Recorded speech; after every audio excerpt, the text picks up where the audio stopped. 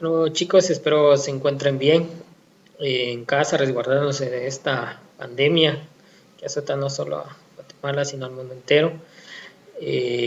Vamos a entrar de lleno a lo que es el tema de esta clase. Recordemos que en la clase anterior pues vimos un poquito de la conquista de Guatemala, pero no solo a Guatemala nos conquistaron, sino que también a toda Centroamérica, sino por decirlo, a América completa. Pues hoy vamos a abarcar un poquito más a fondo esa parte. En primer punto, pues esta va a ser la guía que les voy a enviar para que ustedes la puedan trabajar. Vemos primero el tema, conquista y colonización de Centroamérica. Bueno, primer punto, recordemos que no solo España vino a conquistar América, sino que también teníamos a Portugal e Inglaterra por un lado. En este mapa pues vemos una pequeña línea. En teoría, este fue el primer tratado que tuvo tanto España y Portugal, que esta parte de acá y de esta línea roja para adentro le pertenecía a España. Vemos el área de México, Centroamérica, Colombia, eh, Ecuador, Chile, toda esta región. Pero si nos damos cuenta, esta pequeña puntita es actualmente Brasil. Y Brasil fue conquistada por Portugal. Y de esta línea para arriba, que es todo Estados Unidos, pues es conquistada por Inglaterra. Nos damos cuenta que los que tuvieron mayor territorio fue España e Inglaterra. Primer punto. Esto se dio entre los años de 1520 a 1542 aproximadamente, donde los españoles, portugueses e ingleses fueron desarrollándose y pudieron ir abarcando cada vez más territorio hasta poder consolidarse en estos territorios.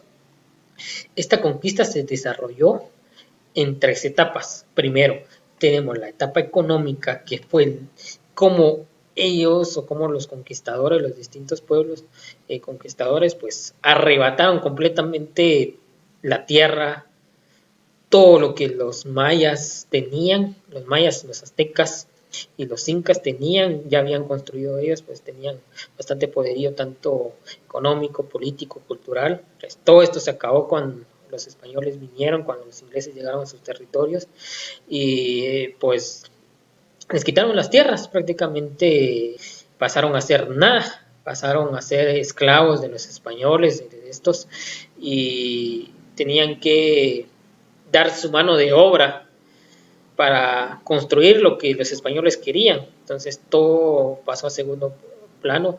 Recordemos que durante los españoles, como ya se los he dicho muchas veces, nunca fue una conquista, sino fue una invasión, por lo mismo que les fue despojado violentamente todo, eh, la riqueza, los libros, las casas del pueblo maya, pues fueron quemados, eh, fueron destruidos por los españoles.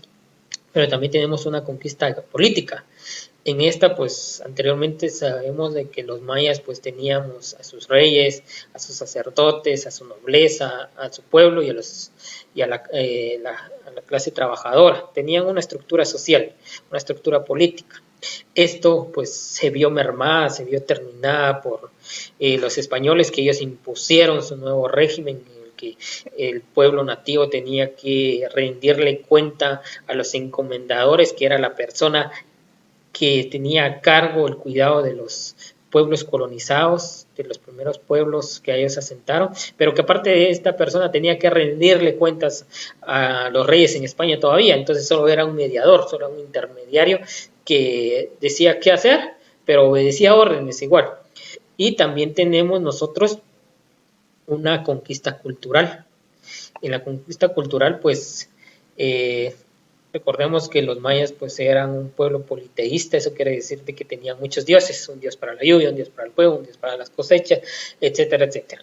Ellos creían mucho en esto de la madre naturaleza, etcétera, etcétera, pero cuando vinieron los españoles pues les fue impuesto la cultura occidental, y la cultura occidental pues es la cultura católica. Entonces les fue impuesto el catolicismo, por medio de la cruz, por medio de un crucifijo, perdón.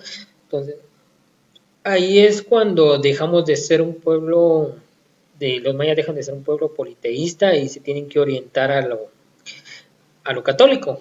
Pero ahí encontramos también la astucia de los mayas, que dentro de las esculturas que les fueron impuestas, ellos escondían ciertas cosas de sus dioses, de la lluvia, del fuego, etcétera, etcétera. Entonces, solo fue una readecuación. Una de las mejores muestras de esto es de que si vemos el templo de Chichicastenango, buscamos en Google rápido Chichicastenango y lo primero que nos va a salir es su iglesia. Esta iglesia es una de las más antiguas que todavía se hizo en la época colonial, que fue de las primeras que los españoles realizaron. Pero si nos damos cuenta, nos empezamos a involucrar más en esto, vamos a ver que está por encima de un templo maya. Aquí vemos la astucia de los mayas. Dijeron, está bien, aceptamos su ideología religiosa, pero lo vamos a hacer sobre este templo. ¿Ahora por qué? Bien, eh, ellos dijeron, aceptamos el catolicismo y todo, pero tenían escondido sus dioses, sus figuras en este templo o esta media ruina maya que encontramos.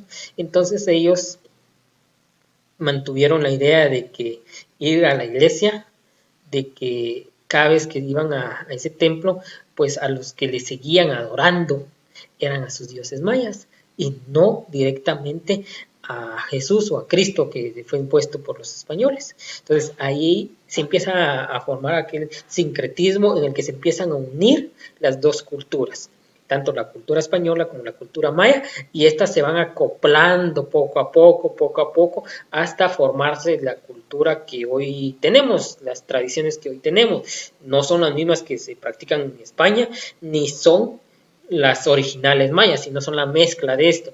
Y esto fue pues prácticamente la mayor estrategia de los españoles, fue lo que prácticamente dominó o hizo que el imperio maya fuera dominado.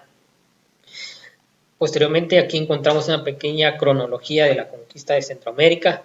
Vemos cada uno de los conquistadores, que son los encomendadores también que les decía. Guatemala fue Pedro de Alvarado en 1524, en El Salvador igual Pedro de Alvarado, pero un año posterior. En Honduras Cristóbal de Olid, en el año de 1524 también. Si nos damos cuenta, no fue la misma persona, pero todos eran españoles. Y así nos vamos a ir viendo cada uno de los países. En la tarea ustedes tienen que dibujar un mapa de Centroamérica y escribir en cada país, valga la redundancia, el nombre del país, el nombre del conquistador y la fecha en que fue conquistada. Esa es parte de su tarea. De ahí, la actividad número 2, leer detenidamente la siguiente información y realizar de forma clara las actividades que se te brindan en las hojas de su portafolio. Todo esto se los recuerdo, nada es en el cuaderno, es en el portafolio. Es nuevamente información de la conquista y la colonización, pero desde un punto de vista diferente.